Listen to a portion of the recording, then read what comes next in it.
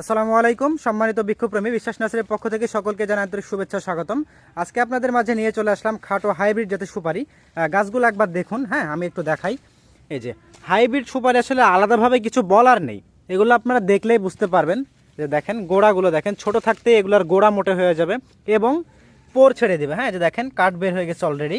এই গাছগুলোর কোয়ালিটিগুলো এরকম হবে। হ্যাঁ, এই যে ভাই একটু দেখান। হ্যাঁ, এই যে দেখুন দর্শক, হাইব্রিড সুপারি মানে হচ্ছে খাটো থাকতে এগুলো ড্যাব বের হয়ে যাবে এবং কি কাঠ অলরেডি ছেড়ে দিবে।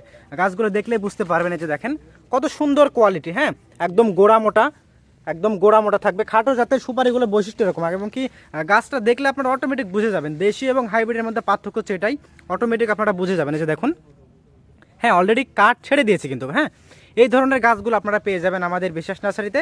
এই গাছগুলো নেওয়ার জন্য আমাদের দেয়া নাম্বারে কল করবেন অথবা অর্ডার নাও বাটনে ক্লিক করবেন। ধন্যবাদ সবাইকে। আসসালামু আলাইকুম।